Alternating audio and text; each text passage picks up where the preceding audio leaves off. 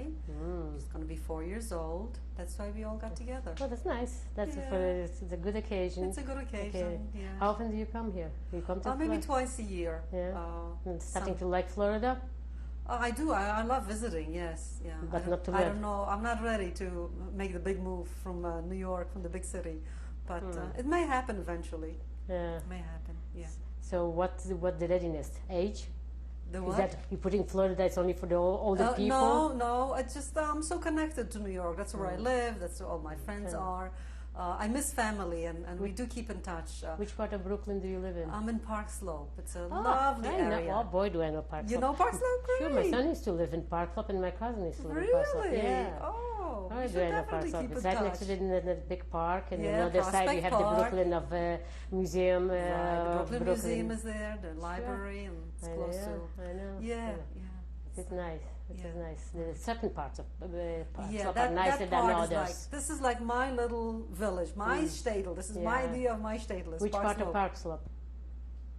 Today is June 11, 1996. The survivor's name is Cipora, Cipora, Blitz, Blitz. My name is Norma Menashe, and the interview is conducted in Plantation, Florida, in the United States, and the language is English. This is tape 1. This is Cipora Blitz, and the interview is taken on June 11, 1996, in Plantation, Florida, United States, and my name is Norma Menashe.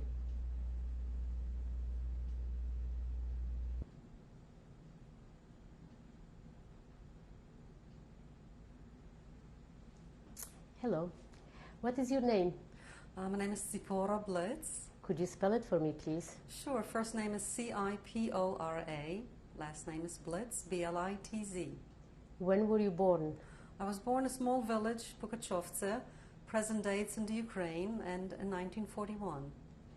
Now, what are your earliest recollection of your childhood?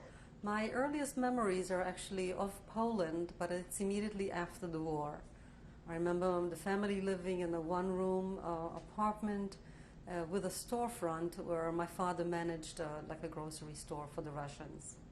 Now, if you were born in 1941, that means that you were born during the war.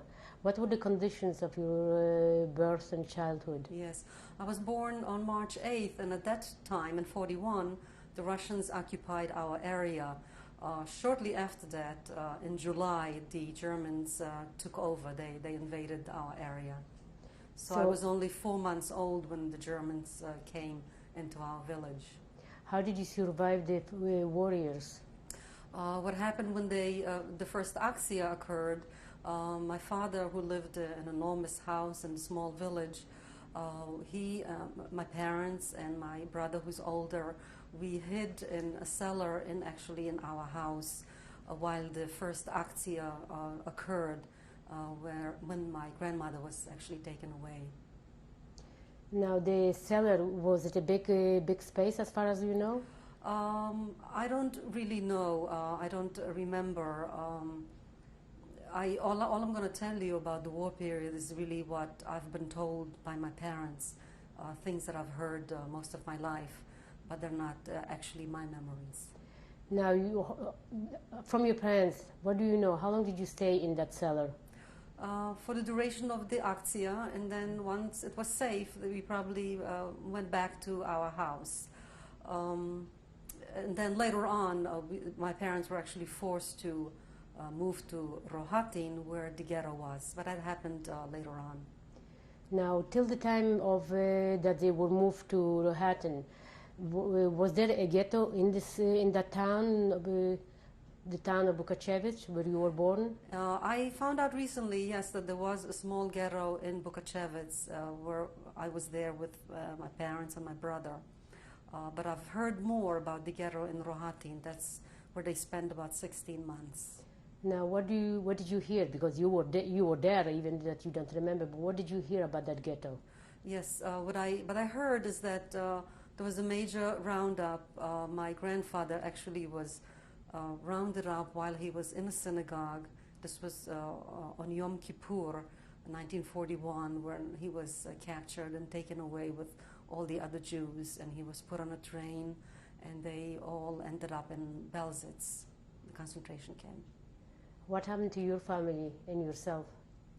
I remained with my parents, and eventually we were moved to the Rohatin ghetto.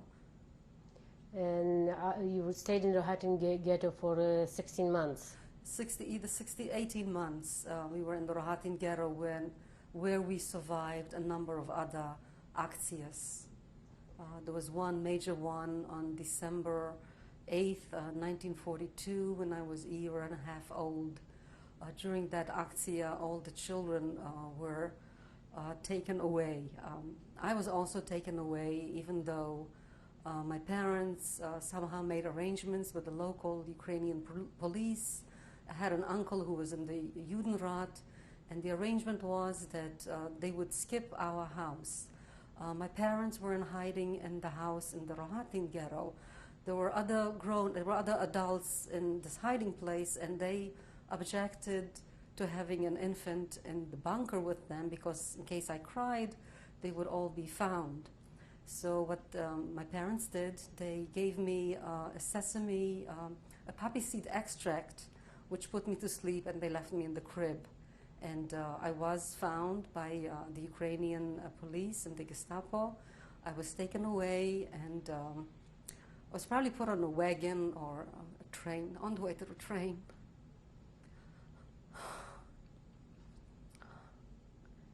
So,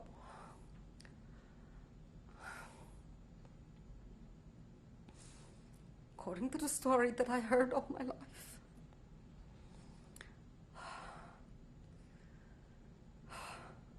take your time.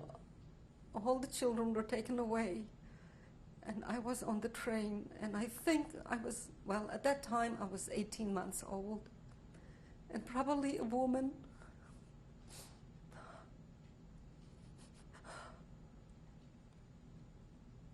There was probably a woman who held me in her arms, and just before the train moved, she threw me into the snow. This was in December, and there was a very heavy snowstorm. So I was covered by the snow. I was in the snow.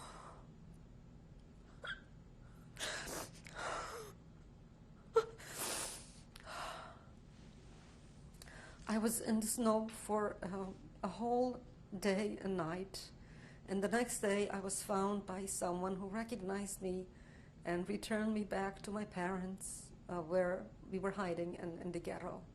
So I was reunited with my parents. While all this went on, my mother wasn't even aware of the fact that I was missing because she was constantly in hiding. But afterwards, when I was returned and she found out that I had been taken away, as you can imagine, she was quite hysterical. This one event really caused her a lot of pain. So shortly after this one akcija, my parents, through my aunt, made arrangements to have me stay with the Ukrainian family. So her name is Paranka Borachok. She kept me in her house in a small village called Churcha. Could you spell her name, possibly? Paranka, P-A-R-E-N-K-A, Borachok. I'm just guessing that it's spelled B-O-R-A-C, with a Polish C, that's Borachok. Borachok, yes. She took me into her house. She had 2 sons of her own. She did not have a husband. And I was in her village for about 2 weeks. I had blonde hair, and they assumed that it was safe for her to keep me because I did not look Jewish. But her neighbors, of course, became very suspicious, and they told her that they would just throw me into the river because it was too dangerous in case I was indeed a Jewish child. So she became very concerned, and 2 weeks after, I was returned to the ghetto, and I remained with my parents. Did you have any brothers or sisters? Yes, I have an older brother who's 4 years older than myself. His name is Avraham, and he was always with my parents in all the hiding places. Now, what happened toward the end of the ghetto in Rohatini? In Rohatin, the ghetto was liquidated in 43, I believe. There was the major liquidation was in June, and my parents managed to hide. After the ghetto was liquidated, my father returned back to our village in Bukachevitz, and he just hid in the woods. So we were in the forests for another 16 months until the liberation in 45. So you were with your father and mother and your brother in the forest? That's right. We were in a bunker again with other families.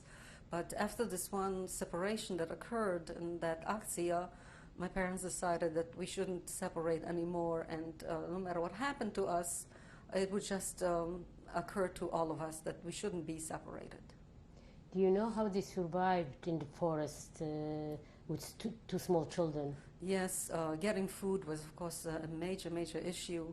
And my parents would just go at night throughout other villages and ask for food. My father was well known and very much liked in his village. And whenever he would meet former servants of his or people he had worked with, they were very kind and they gave him food and they encouraged him just to keep going. Because there were a couple of occasions when my parents decided it was too much and they just wanted to give themselves up.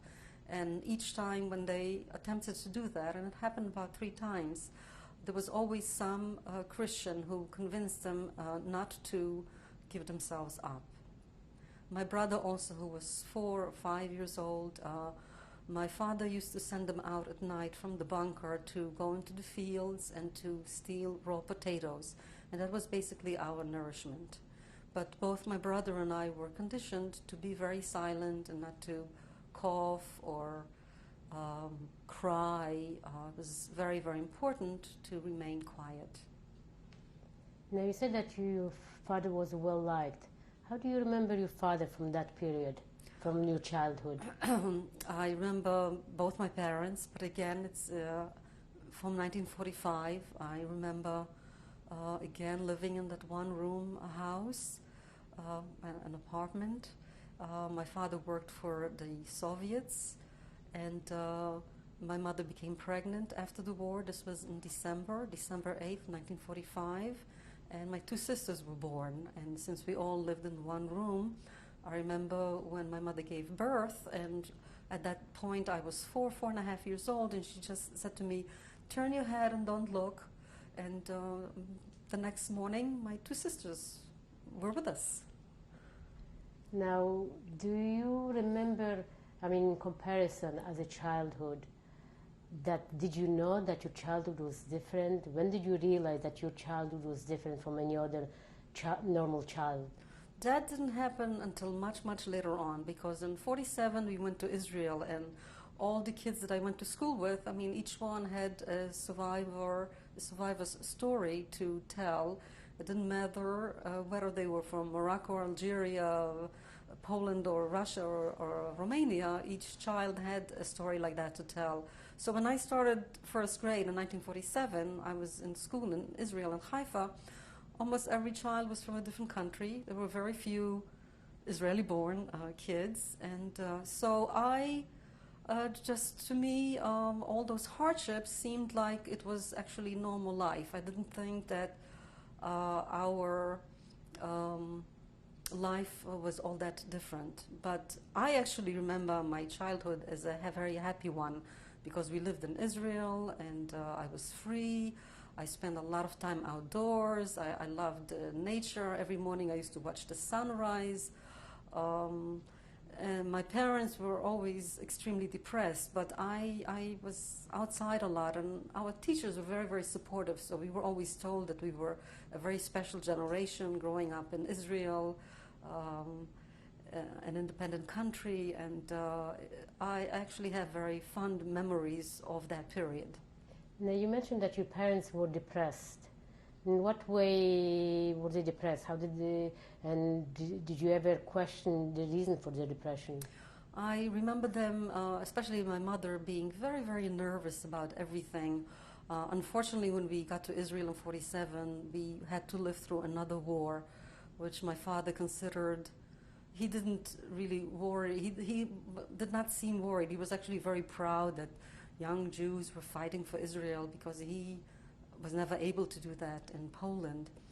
My mother was very upset because I remember the air raids and how she had to hold my two sisters who were only 2.5 when we arrived, and my brother and I, and it was her responsibility to take us into, again, a cellar just to go through the period of the raid. And I remember the sirens. I remember the siren that indicated the raid was over and everybody would go outside. So this, of course, was extremely difficult for her and very painful. She would always say in Yiddish, why are they picking on me? I mean, why do I have to live through another war? I mean, wasn't enough? Wasn't Hitler enough? But my father had more positive feelings. He used to actually enjoy watching, you know, the planes fighting each other, and he felt very proud that young Jews were fighting. Now, did your parents talk about their years during the Holocaust? Yes, almost every day there was some mention made. There was always something that they remembered, that anything that was happening at the current time that would bring back some memory from the past. It didn't matter if it was an apple, and they would make remarks like, oh, had we only had that back in the ghetto, or if it was a song, or just meeting other survivors. I mean, there was constant conversation about the war. And again, I didn't think it was unusual because my other friends had similar backgrounds. Now, did your parents have family? My parents had a big family, and they were all here in the United States since the 1920s.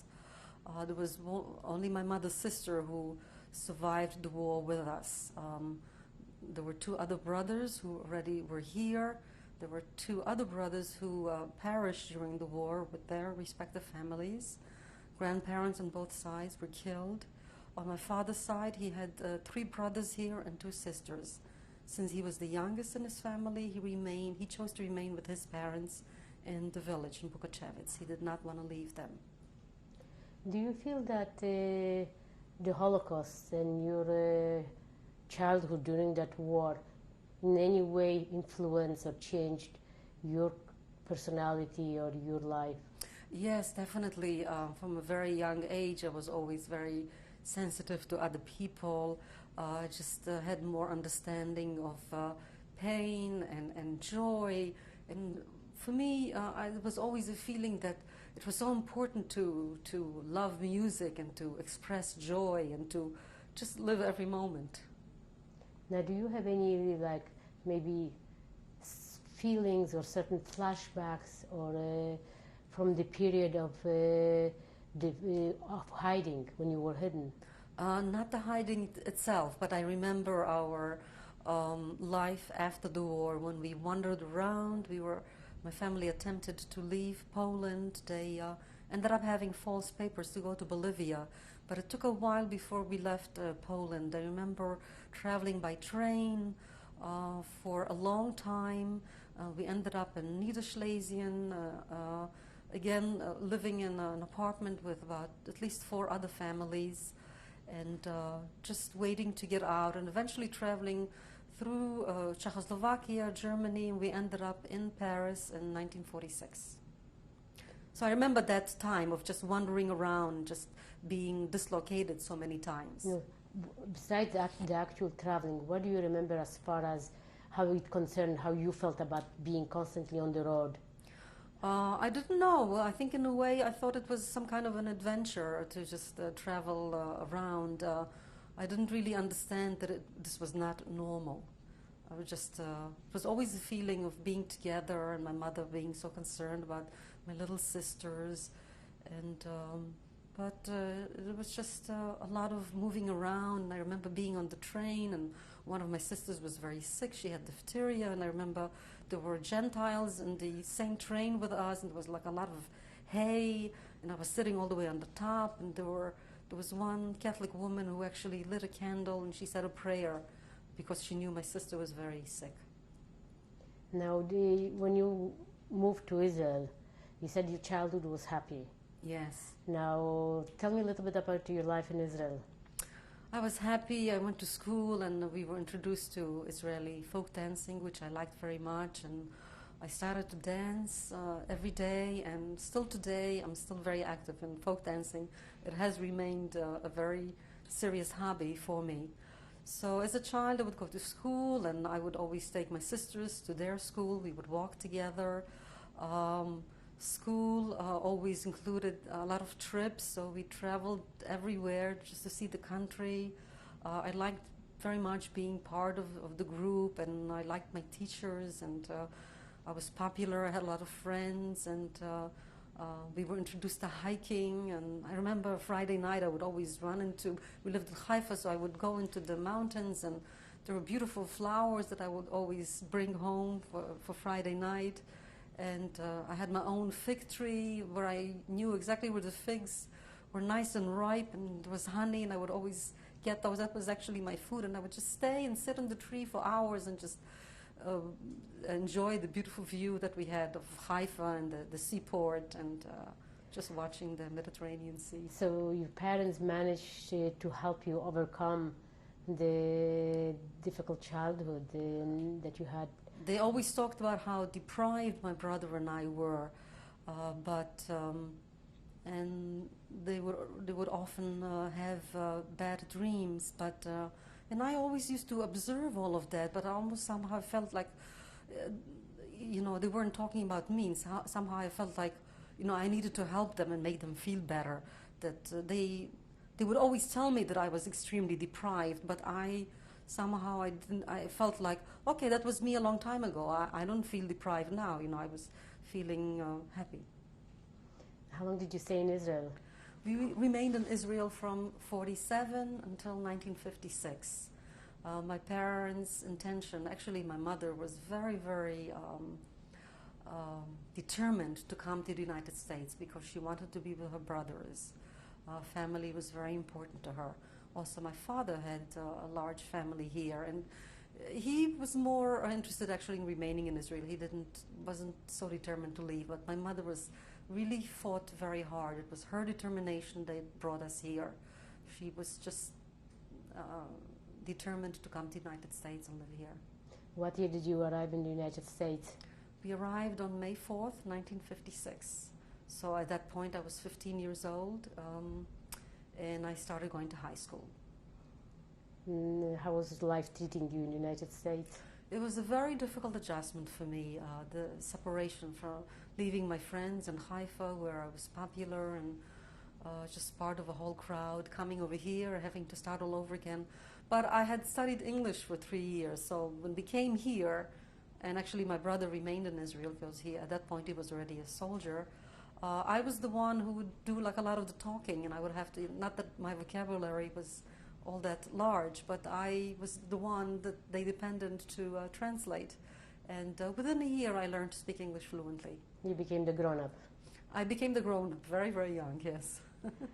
Did you ever go back to Poland, the places that you were a child? Yes, actually my first trip back to Poland was in 1980 because I was very interested in seeing Warsaw and Krakow and the surrounding areas. But at that time, my parents convinced me that I should not go back to Rohatyn. And I figured, okay, that I didn't do it at that point.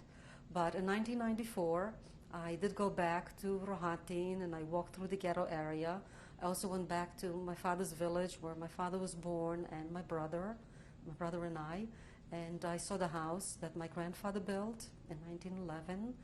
I also went to visit Parango Barochok. It was very important to see her. At that point, she was 88 years old, and we had a wonderful, very warm reunion. And the minute I walked in, she said to me, I look exactly the same, that I hadn't changed.